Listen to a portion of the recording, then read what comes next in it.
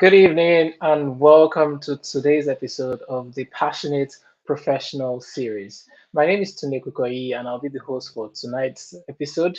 And if you might be wondering, the Passionate Professional series is an offshoot of the Passion and Purpose of, which is a channel on YouTube that shares useful knowledge so you can maximize your passions and your purpose. So you do not just enjoy only success, but also fulfillment in your lives. Now, what the Passionate Professional series is all about is looking for inspiring professionals across all walks of life, government, healthcare, business, arts, media, entertainment, you name it. People that are not just defining themselves by professional titles, but they are also finding out time to fulfill their passions, to live out their passions, and in so doing, making positive contributions, not just to their workplaces, not just to their communities, but the world at large. You can also be a passionate professional, and that's the whole aim of this series to get you to see that if these people can do it, then you can do it as well. Our guest for today is already in the studio. Her name is Dawn Jarvis, and she's here to add some value to us. As always, remember that this is not just a two-way conversation. I like to think of it as a three-way conversation. It's a conversation between myself, Dawn, and with you as well. So make it as interactive as possible. Send your questions, send your comments, and we'll be sure to put them on the live stream and answer and address the questions and comments as they come up. Now, like I said, the guest is already in the studio, but just before I bring her up, as is the custom, I always like to think of something to use to introduce our guest before we bring the guest up. And the question I have for you today is this: Dear professional, who do you know or who knows you? I want you to mark my words. Your success will always depend on the support of others. Now, that might be your spouse, it might be your colleagues at work. For example, if you're a politician, it might be your voters. If you're a coach, for example, it might be your clients. If you're a salesman, it might be your customers. Or you're a doctor or nurse, it might be your patients. So always remember this that your success will always depend on the support of others. So put this at the back of your mind when you're building relationships and in your daily dealings with people. As they say in the world of networking, it's not what you know, but who you know that matters. And that is not just to build a case for favoritism, but it is actually true. When it all comes down to a level playing ground, everybody has the same level of abilities. What makes the difference is who knows you or who knows that you are able to perform, who knows that you've delivered before, and that's why they say that there is nothing inconspicuous about success. I'll give you an example from my own personal life. Now, when I was getting ready for this month's episode, due to some breach in communication, the person I was expecting to come, I had some breach in communication, and my expectations were cut short, and I was near stranded for today's episode. And I started reaching out to a couple of people, and they were like, "I can't be available. It's a short notice." But then I reached out to someone in my network, and then she was like, "Although I can't do it, I know someone that can do it," and that's how she got me introduced to Dawn. Now that tells you that what I know could not have helped me there, but I was helped by the person that I know. So it's very important that you, from time to time, you sit down and take stock of the people in your life. Are you connected to people that are positive, optimistic, and successful, or are you just filling your life with people that are negative, pessimistic, or always complaining? So if you sit down and you find out that there's I don't have people that are successful, optimistic, positive in my network, then I think it's time you get to do some work. You need to get up, get out of the house, and start meeting people. And if you are thinking, I'm not very good at networking, well, you're in the right place. The person that is on the show today is an expert at networking, and I'm sure that she will be willing to share some tips on how we can become better networkers. So without wasting time, we would go ahead to read the bio of our guest and bring her to the virtual stage. So, who's our guest for today? Our guest for today is none other than Dawn Jarvis. She's also known as the Diverse Nurse. She'll tell us why in a bit. So, Dawn Jarvis, known as the Diverse Nurse, is the founder and CEO of Dawn Jarvis Limited. She's a diversity and inclusion strategist. She's an international speaker, an executive coach, an author, and she's the founder of the Diverse Nurse Network and the creator of the Dawn Jarvis Show podcast. Our work's been featured in the BBC, Younger TV, The Independent, Talk Radio, Nursing Times, Nursing Standard, and Professional Nurse. Dawn helps executives, organizations, and individuals implement strategies and best practices to transform strategy into action. I think that's very important because a lot of us have ideas and we don't know how to turn it into action. So, ladies and gentlemen, without wasting more time, join me as I welcome to the stage Don Jarvis. Hello. Hi, Don. How are you today? I'm good, thank you. Thank you for that introduction. That was lovely. Thank you very Uh, much. thank you. Thank you for, showing up at such a short notice. It shows that you're a very gracious person. Like you were just like, yeah, sure, I'll do it. I'm like, well, that's really impressive. I Thank you so think much. I think that it's one of my philosophies that if you can say yes, because you Mm, don't know what's going to happen as a result of saying yes, and you don't know, it might actually lead to a fantastic opportunity. So I think you should see it as a what are you losing if you say no? So it's better to say yes if you can do it. So that's why I'm here. well, thank you. From the get-go, you started giving us tips for life. Like, if you can't say yes, I think is it? I can't remember who said it, but it was more like, if you get an opportunity to do something, say yes, and then find out how, figure out why. Yeah. But obviously, you definitely know what you're doing, and I've gone through all your content. You're well known. I've gone through your podcast as well, and I've listened to a couple of them, and I've really Ah, learned a lot from them as well. So thank you so much for showing up on the show today. The first question, which is obviously the first question in networking, is tell me more about yourself. So tell us more about yourself. Who is Don Jarvis? Um, So, my name is Dawn Jarvis, and I'm known as the diverse nurse.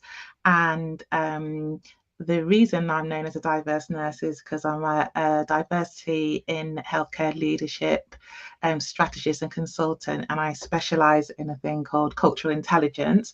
So I work with organisations and individuals around how they can transform their strategy into action, which is my strap line. And it's around looking at, so I worked in the National Health Service in England for many, many years.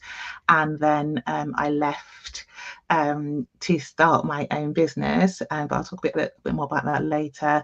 But in my career, I worked with a lot of organisations that had diversity and inclusion strategies, many strategies, and they were, it's very difficult to sort of like make them more than pieces of paper to make it real. So what I like to do is to help people to make those plans into a reality. So I'm quite a practical person. So what I like to think about is, you've got a plan, you want to do it.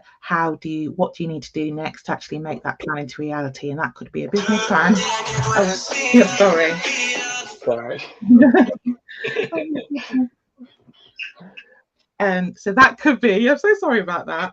I have turned my phone off, but that was my daughter. She came through because I have it on for emergencies for her, but it wasn't an emergency at all.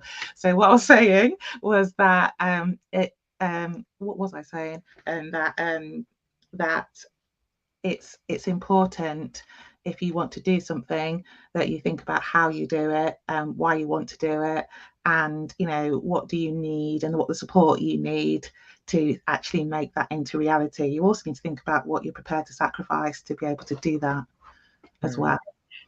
Oh, really interesting. So, the reason you're known as the diverse nurse is because you're into diversity and inclusion. I thought it's because you have like so many diverse things that you do. I think that can Yes, be another reason, that's isn't it? that's another reason, because as well, so I'm a nurse, and as I said, I worked in the NHS for a long time, but I had a diverse career in the health service. So I was a nurse, I was a nurse manager, I worked in intensive care, I was also a change manager, I did service development, I also commissioned health services for children and for maternity services as well. And I really believe that I use all of the skills that I learnt when I was in the NHS to help me in my business. And it's really important to have diversity of thought, and it also helps with health inequalities. And so if you have a diverse workforce and a diverse leadership, you'll be able to help your patients be healthier, be able to support them to be healthier. So the diverse nurse is about my skills as a nurse, but able to use them in diverse ways. So having the podcast and the YouTube channel, and I also have an online networking platform as well, is all part of it. And as a nurse, I like to focus on health and well-being as well. So I believe that if you fulfill your potential and you make your dreams into reality, that sort of like trickles down into your health and well-being. Interesting. I mean, it's also, I find that interesting because you said that you're able to use your skills from the NHS, your skills as a nurse, and now you're using in your business. And that's something that we all need to realize as well, that sometimes we just see our jobs more like jobs, separate from us. But if you think of our jobs as places where we can actually build skills for life, then it helps us bring more of ourselves to our workplace. I was going to ask, where are you from? Are you originally from England, or where So did you grow up? So I was born in England, in the East Midlands of England. My parents are Jamaican, and I moved to London to start my nurse training. I still live here, so I've still got a little bit of that East Midlands accent. I've been in London for 37 years, and I've still got a little bit of the accent. But my family and community is Jamaican and from the Caribbean. Ah, okay, I see. And I don't know if anyone's ever passed that comment before, but I really like your hairstyle. Oh, thank you. Thank you very much. Yes.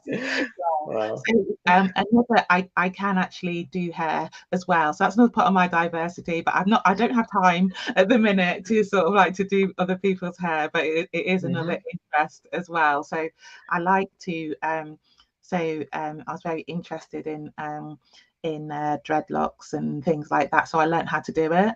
And that's another thing. I think if you want to do something, you're interested in it, then you need to learn how to do it. And that's sort of like one of the things that's kept me sort of motivated to do things. So yeah, but I don't have to do time to do as much as I want to at the moment. Nice, nice. I think you've already answered part of this question, like what are you passionate about? You've talked about diversity in organizations. Is there anything else that you're passionate about? Something that wakes you up in one night and you're like, I need to do this, I need to do So this. I'm really passionate about fulfilling potential, actually. So yes, I'm passionate about diversity. I'm passionate about diversity in leadership, particularly in the health service. I did really well in my career in the NHS, but it was hard, and I needed mentors, I needed support to be able to do that. And sometimes they weren't there and sometimes they were, but I think we can talk about that in a bit. But I'm also, I was quite ambitious, and always had, I always wanted to be a nurse. I was, passionate about that. And I always wanted to have my own business. So I'm passionate about, if you have something that you want to do, that you should do it, and you shouldn't be restricted by barriers that may not be of your own making. So I think, we all come from different communities. We all have different. So this is part of the diversity thing. There may be barriers to doing the things you want to. I think it's really important those barriers are real. They're not imaginary, they're real, but there is a way if there's a will. And sometimes it's a confidence thing. So I like to support people with the confidence that it can be real, because I think that's very important. That if you have a dream, when I went to school, if I'd have wanted to be an astronaut, they would have laughed at me. If I'd have wanted to be a children's presenter, they would have laughed at me. If I said, "Oh, I want to have a podcast," not that they existed then, because I'm very Mhm. old, they would say, "Willie, even saying I wanted to be a nurse was sort of like, yeah, but do you really, are you clever enough to do that?" And it's sort of like you have to be resilient, and you have to sort of say, well, that's my dream, that's what I want to do. So I want to help people to do what they want to do, whether that's individually or as part of an organisation. Thank you. Thanks, Don. And I like the part when you say that. don't be restricted by barriers. And Mhm. I'm sure for a person like you as well, you went into nursing and you got to the peak. I mean, you got to like senior leadership positions. I'm sure that at different points there must have been different barriers that were in your way, and you made sure that you didn't let the barriers stop you, and now you're giving back by helping other people to fulfill their potential, and that's really good. Thank you so much. How about your values then? What would you say your values are? I mean, what values have helped you all through the 35 years that you spent in the NHS, and now that you're in business, you're in personal business as well. What are the values that have kept you going all the way? Because it's not possible to get to the peak. Like someone said, you can't wish yourself into a leadership position. Like, what are those values that have been that you've been holding on to for all these years? I think I'm not sure if it's a value. I have a very strong value about fairness and justice and social justice. I feel very strongly that everybody should have equality of opportunity, um, to be able to access the things that everybody accesses. And I don't think you should be restricted by your circumstances of birth. Um, I realise that you know I'm quite privileged. I'm privileged by my education and privileged by the support I've had. Um, so but and I've taken advantage of those privileges. But I think it's really important that everybody has equal access to healthcare, equal access to opportunities, and equal access to support and to live a well and healthy life. I'm passionate about possibility. I might keep that. I might put that as a strap line. I'm passionate about possibility because I think if you can conceive it, you can achieve it. I think Muhammad Ali said something like that, or maybe that was a song. I'm not sure, but I think if you've got an idea and you want to achieve something, and even if that's ambitious, that means you're an exceptional person, and that you can do that. And I think all things are possible, but you need to find the support, or the education, or a pathway to do it. So I'm passionate about possibility and that you can achieve whatever you want to do. So in essence, you are a possibilitarian. I heard that word before, and I'm like, I'm going to store it. Yeah, so, yeah, so there are some people that are like possibilitarian. They're like, it's possible, it's possible. You always want people like that on it's your team, and possible. Yeah, it is possible. And the only thing that can stop you is your health. But I also think that um and even if it's sort of I always wanted to have a business, and even when I was working for the NHS, I had a little side business on the side. And even but you can say you're a business owner even if you're still working and you've got a business on the side. You're still a business owner. So it doesn't, you don't have to be, Cher or Oprah Winfrey, which I would love to be. But you can do your thing. You can be your own thing and do it to whatever you can do, and that is all success. Because I think we need to celebrate our successes, as well, and not sort of like saying, oh, it's only a little thing. But it isn't. It's most people are, if they've got an ambition, they're outliers. They are different to the crowd, and it's the difference between um people who succeed and is just the people that keep trying, really. yeah, I read the first chapter of your book just this morning, and I love that. I love that. Is it like a staircase towards success? And it Yeah, was just talking about, yeah, how you get to success. Like you try, it doesn't work, you try again, you up, you try again, you try again.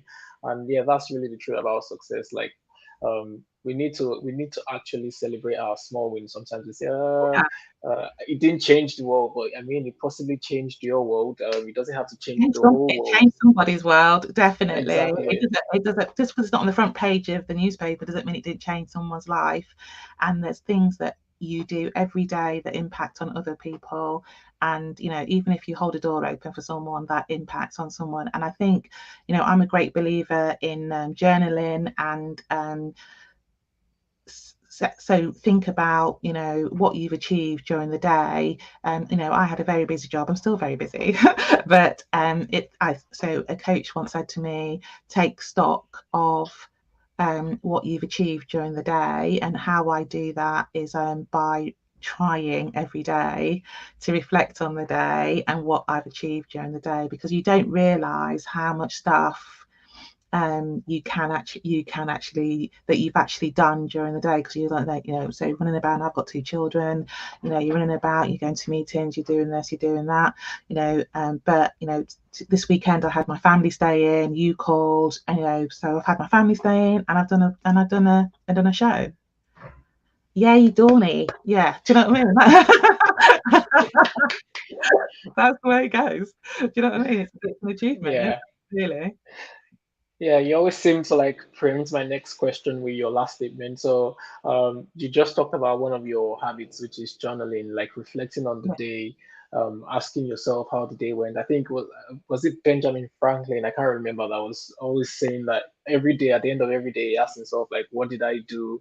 What did I do well? What can I do better tomorrow?" And yeah, I mean, we might think it's something small, but that simple habit of journaling, doing reflecting every day helps you to become more self-aware, Mhm. helps you to become a better person. You come back tomorrow with a better version of yourself. If I can put it that Yeah. way. So, yeah, yeah. Are there any other habits that you want to share with us, like things that you do that you think are productive habits? So, Um, so I have to say that I don't do it every. I'm always trying. I don't do it every day. So one of the things I like to do is to have three non-negotiables. Even if you have one non-negotiable, is good. But to have three non-negotiable things that you're going to achieve today, and then because that then feeds into the end of the day, sort of like, so what did you achieve today? And it's sort of if you didn't achieve them, it's no big deal. Don't beat up yourself. But Hmm. it's good to have an ambition for what you're going to achieve during the day. And as I'm a great fan of bullet journaling. I'm actually a great fan of writing things down. That even if you have an idea, so I've got a journal that, or I put it in the notes page of my phone. I write it down straight away, because I've got ADHD, so I'm sort of like and can't remember things. So I have to write it down, and there is some research to show that that writing it actually on a piece of paper helps you to remember. And so you remember actually. So I actually remember writing it. I can actually picture myself actually writing it. I've tried every productivity app going, and the best thing I found is actually writing it down in a book. And bullet journaling actually has a structure so that you keep everything together in the same book. So I'm a real fan of bullet journaling for productivity. That's my tip for productivity: bullet journaling. Right. So bullet journaling and writing down your non-negotiables. I Yeah, totally agree with that. Right. Writing down your ideas when it comes to you. I don't use a book to write the ideas. I put it on my phone because I yeah, never can tell where the where the book will be. But I totally yeah. agree with that. Even this show is like an offshoot of that. It just came to me like, oh, I just put it on my phone and I started building on it. I think someone calls that layer thinking. Like everything that seems like a very flimsy or very small idea, just put it somewhere and just keep building on it, and that's how it becomes it moves from a small idea to a great idea.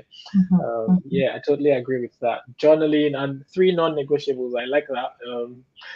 I have tried. I think sometimes another thing, and I like the fact that you selected the specific number three, because sometimes we overwhelm ourselves with to-do lists. You write like 20 things you want to do, and that just increases your chances of Yeah, failure, if I can put it that way. But yeah, narrowing it down to a specific number like three, that makes it more achievable. yeah, Instead of sending definitely. instead of setting an impossible goal, setting something that you know that you can definitely do. Really interesting. Next question for you, Don, is tell us about. I'm not saying. I mean, you might. I'm not saying that you're is it egotistic or what's that word, but tell us about some of your biggest, proudest achievements. Yeah, Well, it's your time. Blow your horn. Well, do you know what? It's funny about ego, isn't it? Yeah. Because there is something about somebody who would have a podcast or do public speaking and or have a business. There's something about that kind of person. I've done my MBTI, I've done all sorts of things, and Mhm. I have to. So I recognise that I get something from that. So and that's part of my job now. So I like to chat. So the podcast, doing things like that, it becomes part of the work. So make it part of your work. So my proudest achievement actually is being a nurse. As long as I can remember, I wanted to be a nurse. I had like a dress up, sort of like, my parents gave me a dress up thing when I was 5. It was too small, but I still loved it. And then, so that was a thing that kept me going in the East Midlands, when I was the only black girl in the school, so I wanted to be a nurse. So I'm very, very proud indeed that I became a nurse and had, I love my career in the NHS. I love that. I'm also really proud of my business as well, that I did it, and that, it wasn't just, oh yeah. Somebody said to me once, this is ego, they said to me, you're all saying you're going to do that, and I said, you're going to do this, you're going to do that. I think I was talking about the podcast, and I'm going to start a podcast, and goes, you're all saying you're going to do this, and because the difference between me and other people is that when I say something, I'm going to do something, I do it. And that's one of my strengths, is that if I say I'm going to do something, I'm going to do it, even if it's in a small way, even if I do it once. When I started the podcast, I did 3 and I was exhausted, and then didn't do it for a year. Do you know what I mean? And then I started doing it regularly. I started doing it once a week and got myself into a routine with it. And I did it because I wanted to do it, and now I use it to market my business, and it's part of the things I do. So what I'm proud of is I'm very good at helping people to sort of like, oh, you've got an idea. So if I was coaching myself, I would Mhm. say, I want to do a podcast. And I'll go, so Dawn, what does that look like? What do you have to do to start a podcast? What course do you need to do? Who do you need to speak to? And do that. So I'm really proud that I'm able to do that. So I'm not actually that good at writing things down, which is why I do write things down, because I'm not actually very good at it. But I am a really good ideas person, and sort of, and also encouraging people to do what they want to do. And I'm really, really proud of that. I'm also proud, I've got 2 adult children, and they don't do traditional careers. One is an actor, and the other is a semi-professional rugby player. And I'm proud that I encouraged them to do what they wanted to do rather than go to university, which is what I wanted them to do. So I'm proud that they're sort of making a living, not much of a living, because they're still living at home, but I'm proud that they're doing something that they wanted to do. And I think I'm proud because um, that wasn't an option, when I was younger, Mhm. and maybe I did always want to be a nurse, but maybe I would have been a singer in a club or something like that if I'd been left to my own devices. But so I'm proud that I'm able to help people, including my own family, to do what they want to do. Oh, interesting. Thank you. Thanks for sharing that. And I like the fact that you started that being a nurse. You're very proud that you. I mean, to some people, it might seem like, well, you're a nurse, big deal. There's It's thousands a or big millions of deal. nurses, but but I mean, and talking about like in the past, talking about your background and still being able to achieve it, and that's something that is really remarkable. And I also like the fact that you said that you are a finisher. I don't know if that's exactly how you put it, but that's how I've interpreted it. Like when you start something, you make sure that you finish it. That's a good thing, and it's a very good trait. We're going I to say wouldn't something say, I about that. wouldn't say, I wouldn't say, so there'll be like several people fainting across the country saying if Dawn Jarvis is a completer finisher, I am not. But if I say I'm going Mhm. to do something, I do it. Yeah, yeah. Yeah. It's a good trait because I can't remember I was reading it, but like a lot of people are stressed because they just start things or they intend to start things and then they never do it. It's just like you open a book, you don't finish it, and you just drop it, and you think that, oh, that I've just dropped it, but inside your mind it just paints a picture that, oh, you don't finish what you start, or you don't follow through on what you start. But that habit of following through with what you start is a very good habit. Thanks. And you also mentioned about your children, both of them, one an actor and one a semi-professional rugby player. It's interesting that you give them that freedom of choice to follow their passions, because again, um, I think that it's crucial that we don't box people into professions saying that you have to do this, you have to do this. As long as they know the principles about life, how they can make money, how they can make the best of their money, invest, and all of that, then I think that there is no profession that is not noble or is not worthy. And thanks for giving them that opportunity. The next question I'm going to ask you is one that I really like. It's not because I like it when people talk about challenges, but it's very easy for everyone to talk about their successes. But it's when you talk about your challenges that people relate the most, and they feel like, oh, if you can do it, then I can do it. So the next question is: tell us about a challenging time or a very difficult time in your life, and how you managed to navigate it, and yeah, and how you pull through.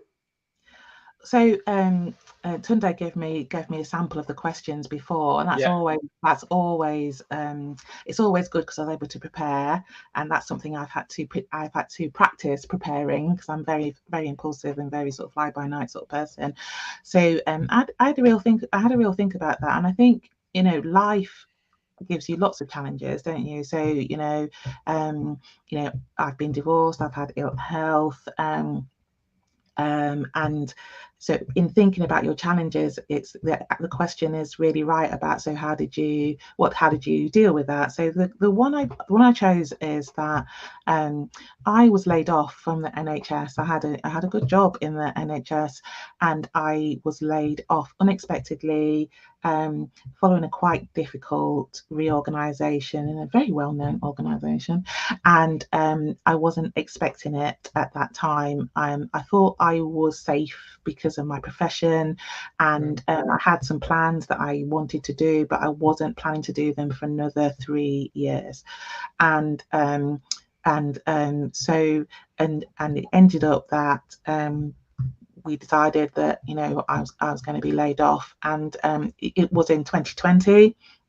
We were in the middle of the pandemic, and my mother was quite ill with COVID at the time. There was a lot of things going on. The world, was literally turned upside down on its head, and I was facing the prospect of not having one of the things that was constant in my life, like having a job in the NHS. I was also sort of thinking, oh, is this the end of my career as a nurse? Something I'm very proud of and worked very hard to do. Um, and how I navigated it, it's still a work in progress, actually. And I think that's the challenges. I feel it's quite important that you don't just say, well, so what I did is this, and this, and then it's sorted, because that's not how it works. It's sort of like it's an ongoing process.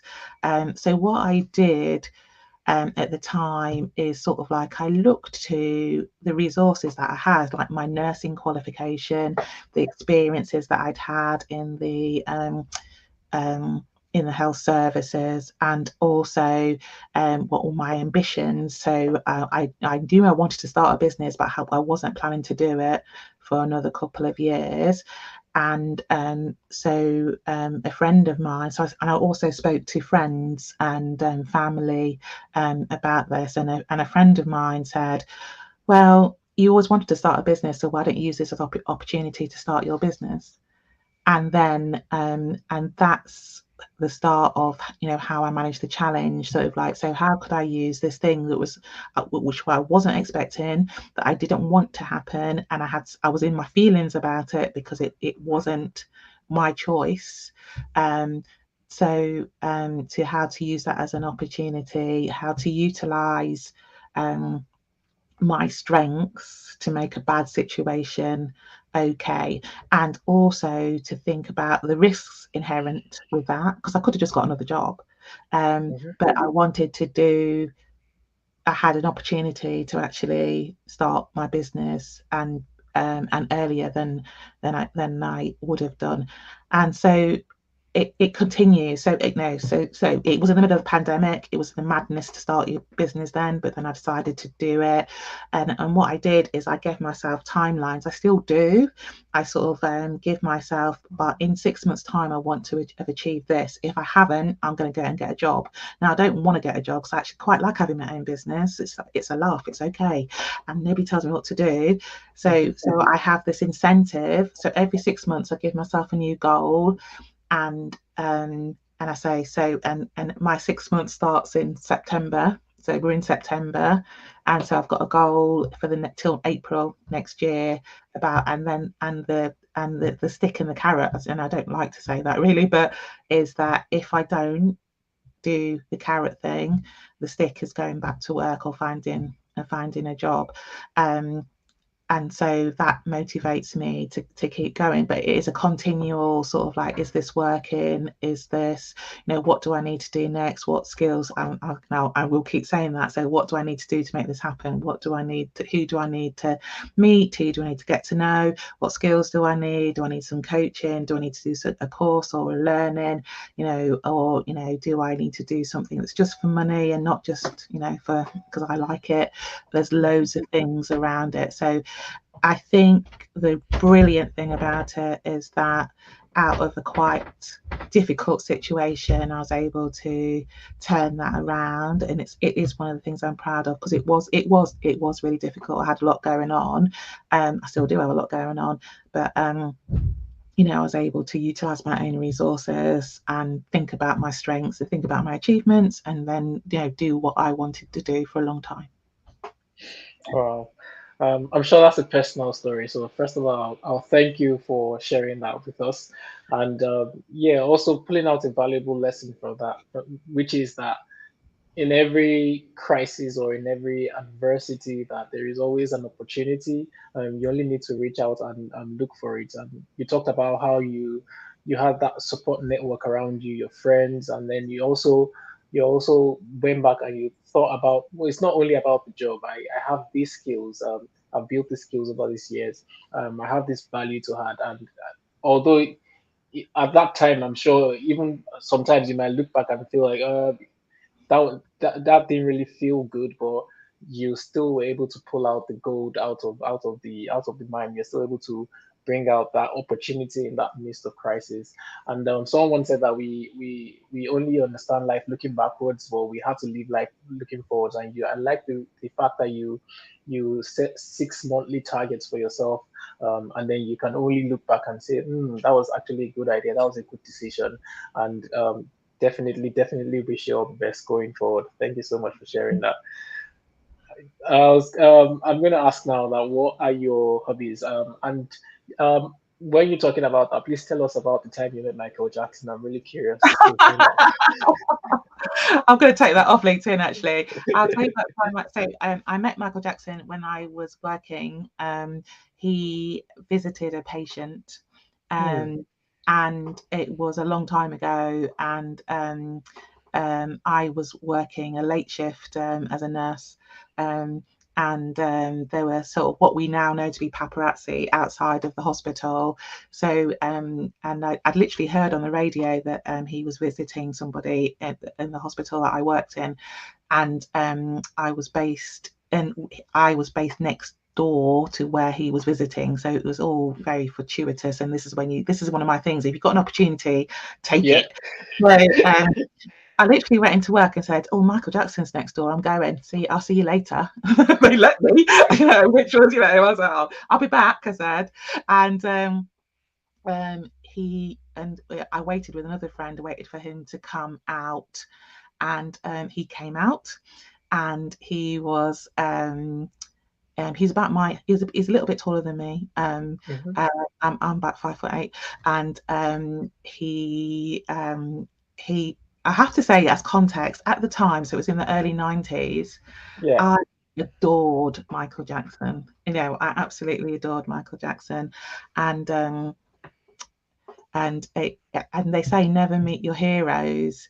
Is that he's just a bloke. He came out. He's very Yeah. slim, and he had massive bodyguards, and he had a bodyguard who said, "Come on, Michael, let's go, stick your hand, shake people's hand." And then so I put my hand out like this, and he shook my hand, and he went, "Hi there," like that, and I was like, "Oh, all my dreams." All right, oh dear. So he's obviously a musical genius. Yeah. There are things that have happened since, but I did meet Michael Jackson. There you go. That's my All Michael right. Jackson story. And Interesting privately, story. I'll tell you all of it. Really interesting. How about your other hobbies? Are you willing to share some other So, hobbies that you? I love to read. I love books. You can see a load of books behind me. Yeah. I love to read.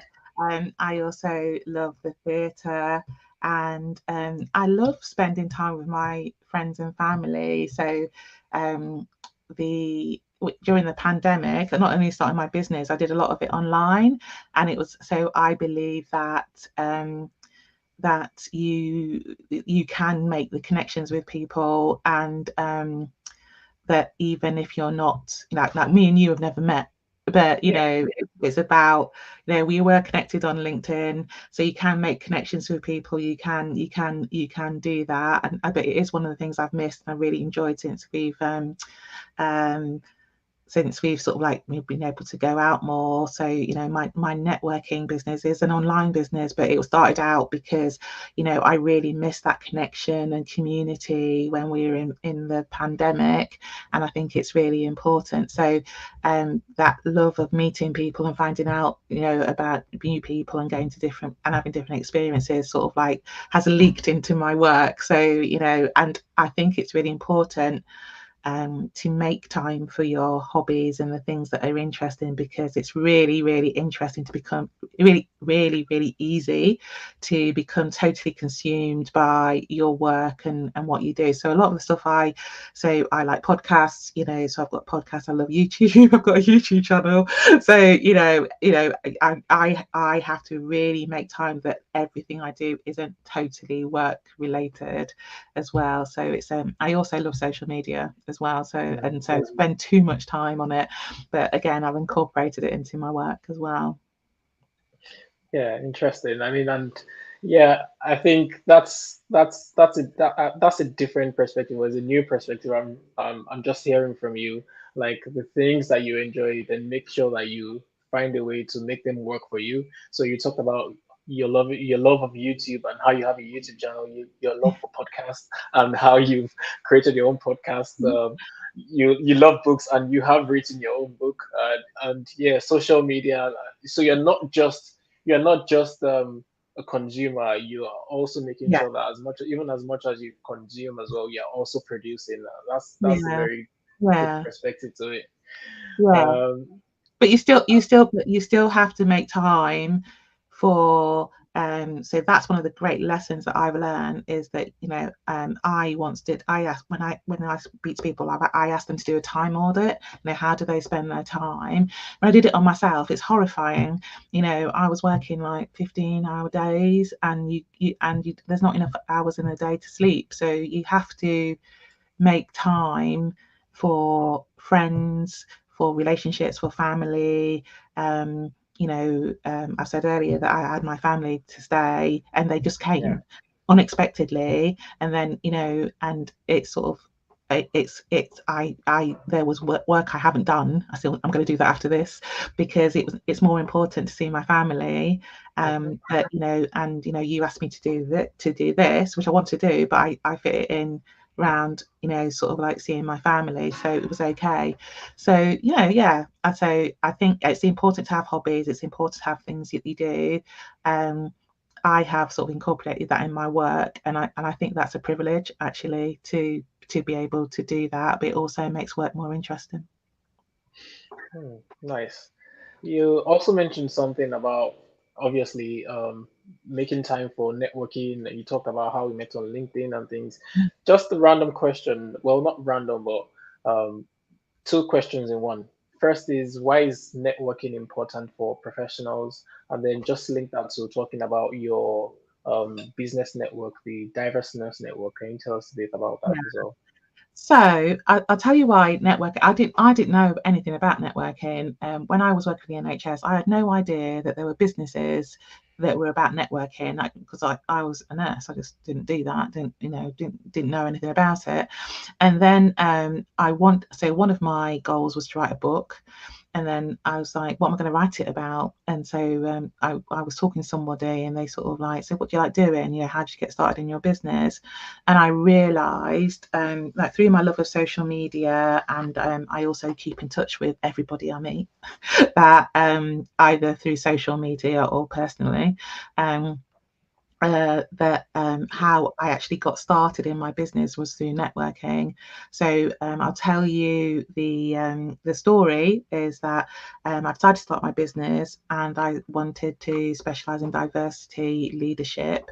And although I did leadership in the NHS, so I worked in corporate nursing. Um, um, Diversity wasn't my speciality. So what I did was, which I recommend everyone to do, I was like, how who do I know that does this job?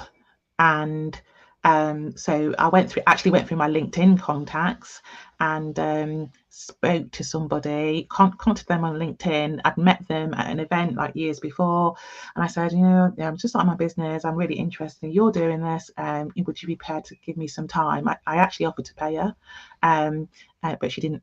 And she became a mentor, and we ended up doing some work together. The other thing I did was I looked through all of my contacts, people I'd worked for, people I was friends with, and so as a diversity and inclusion consultant, I need customers. So I had a mentor when I was doing a leadership course in the NHS about 15 years ago, and she commented on one of my posts, and so I DM'd her, a chief exec from an organisation who had been a previous mentor. I DM'd her and said, "Oh, can we meet up?" And she said yes, because she's a lovely lady. And I literally said to her, I'm starting this business and you would be my ideal customer. What would you be looking for from a diversity inclusion consultant? And she told me, and she also introduced me to a few people. And as a result of that meeting, I got my first consultancy gig in the NHS. So I realised as I was thinking about what to write for my book that networking had played a real large part in enabling me both to have a successful career in the NHS, but also to start my business through the contacts that I have made through the years. And you said something in the introduction, it's not what you know, it's who you know. And that's how the world works. And whether that's, so I'm a believer in diversity, inclusion, and in equity and equality. And I also believe in a level playing field. But to get that level playing field, you need to make relationships, and that's one of the ways that you can reduce barriers for yourself, is making relationships with people, with the resources, with the knowledge that you need. And how will joining a network like the Diverse Business Network, how would that help for?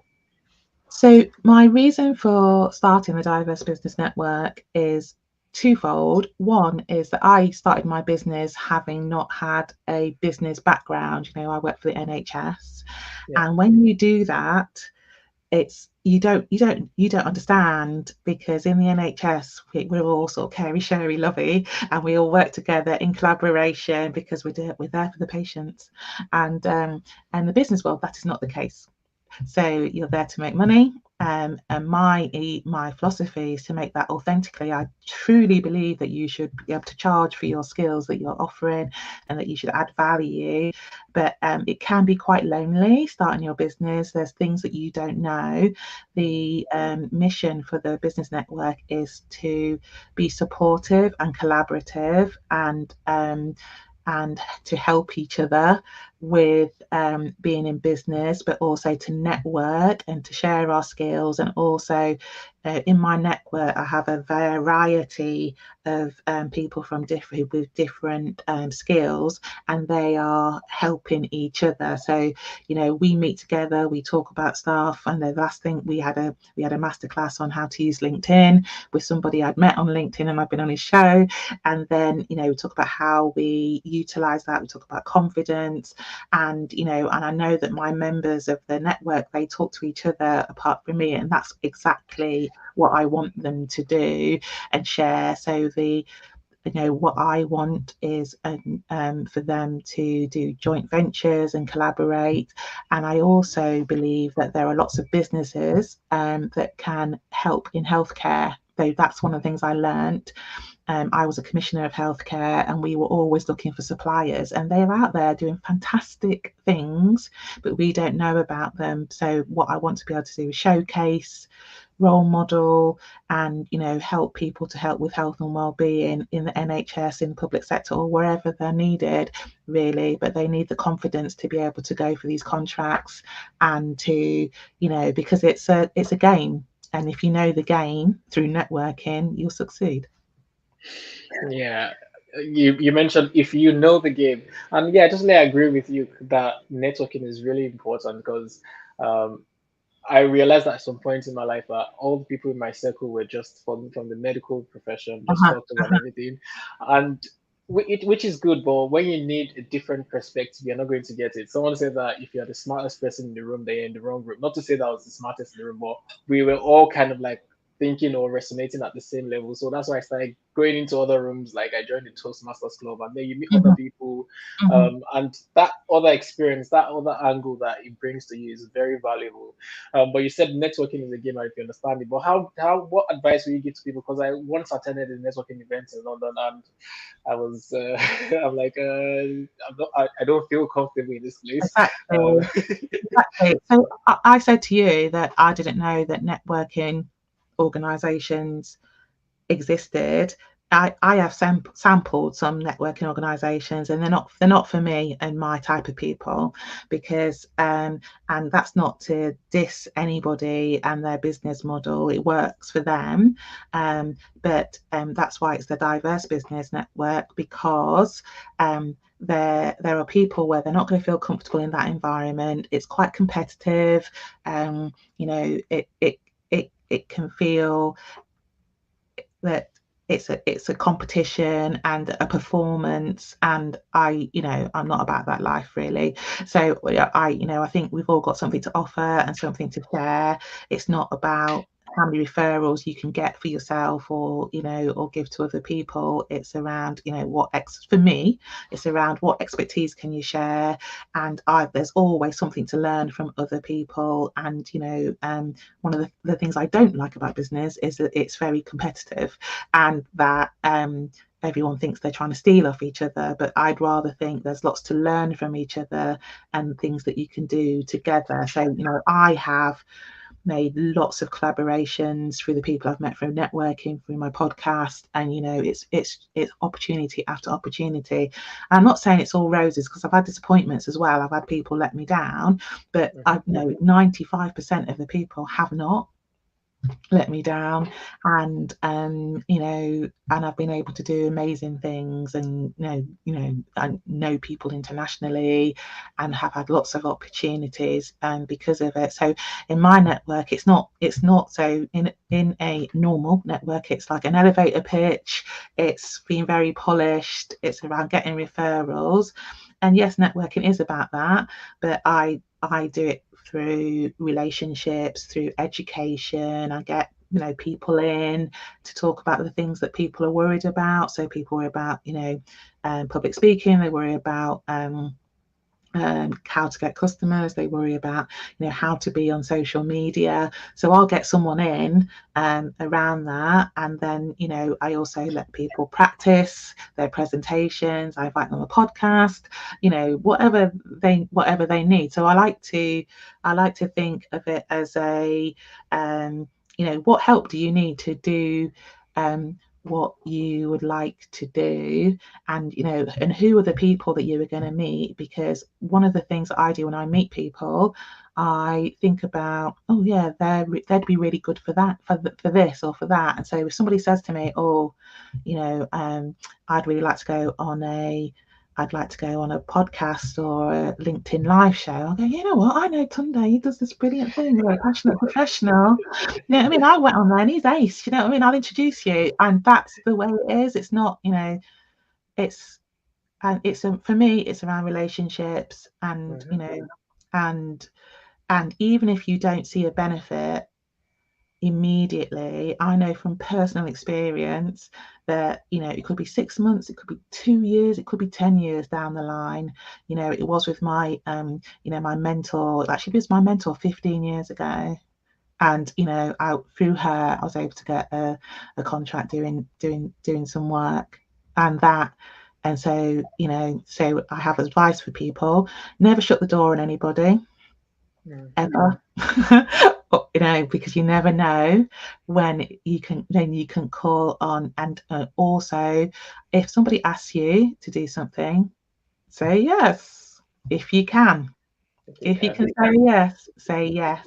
Because when I asked Tunde to help me, Tunde can't say no to me because I No, you said can't.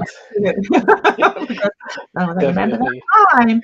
Remember that time. Do you know what I mean? Not that he would, but it's the it just works, and I Yeah. have no name for it. It just works. Wow. We have just about 4 minutes to go, so I'm just going to run through maybe one or two more questions. Okay. Um, so I think we'll be doing ourselves injustice if we don't ask this question. Can you tell us about your book, Nurture Your Network? So nurture your network, as I said, came from the idea that that's how I started my business. It's around sort of like people who may be reluctant networkers who don't know what networking is, because I didn't, and how do you go about it. It's a bit of a guidebook into sort of like looking at, like I did when I started my business, who do you know, but also what's your goal, what's your mission, what do you want to achieve, and then looking around your personal networks, and also the wider networks around you, potentially using social media and other things. But for me, it's about utilizing every opportunity that you have to get to know people, what they do, and be interested in that. Because I have a saying: there's no greater compliment than attention. If you pay someone attention and are really interested in them, they're just made up, really, and they'll remember you as well. And it starts a conversation. I believe that you can network at a bus stop, in the ladies' toilet, or the gentleman's toilet, anywhere if you want to. And if you remember, and also to find a way that you can keep the relationship going. Mm. And it's available on Amazon, Nurture Your Network by Dawn Jarvis. Buy it. Yeah, definitely buy it. I checked it out. It's just 6.99 in pounds. So definitely get it. Wow, thank you. So I think we've only got 2 minutes, so I'll just jump to one of the questions that someone's asked. And that was, yeah, it was about the three non-negotiable things that you want to achieve every day. So it says, are they meant to be challenging, or are they just routine tasks to be done? Um, Depending on how organized you are, they can be challenging. So I like to start with the most difficult thing first because I'm a procrastinator. So but they don't have to be, because I think it's really important that we see everything that we achieve as a success. So the non-negotiables could be, I'm going to write a blog post today. I'm going to go on a podcast. I'm going to find out, I'm going to, I want to do something, and I know somebody who can help me. I'm going to make an appointment with them. It's sort of like it, yeah, I'm going to say, it can be to challenge you, but any success that gets you towards your goal is, it can be negotiated. But I think it's important to be always working towards your goals. And if doing a non-negotiable, even if it's one a day, gets you towards it. So one of mine is somebody challenged me to reach out to more people on LinkedIn, and they actually put a number on it. And I haven't done it, but it's in my head every day. And I've done a bit of it, because it doesn't matter whether you do it or not. It's that it's in your head, and that for me propels you. Even if you do one of your 3 non-negotiables, that is getting you further towards your goals. Wow, thank you so much, Don. It's 1 hour already. I remember when you asked me how long it was, and I was like 1 hour. You're like 1 hour? That's long, One man. hour. Well, I mean, time always flies when you're spending it with quality people. It just goes by really fast. And I just want to say thank you for taking out time on the show. And then, you can see scrolling on the screen below that if you want to reach out to Dawn or you want to find out more about our services, you can check our website at donjarvis.com. Or you can also follow on LinkedIn, Instagram, I'm not sure about Facebook, YouTube, I know. But yeah, I'm on thank you Twitter so as much. well, but yeah, but I'd love everyone to connect with me on LinkedIn or on Yeah, YouTube, or follow my website. That'd be great, and the podcast. That's fantastic. Thank you so much, Dundee. I've had a fantastic time as well. thank you, Don. As I always close, it's past 7 already. As I always close, I always say that till the next time we meet, just make sure that you keep living with passion and purpose. And I will see you later. Bye, everyone. Bye, everybody.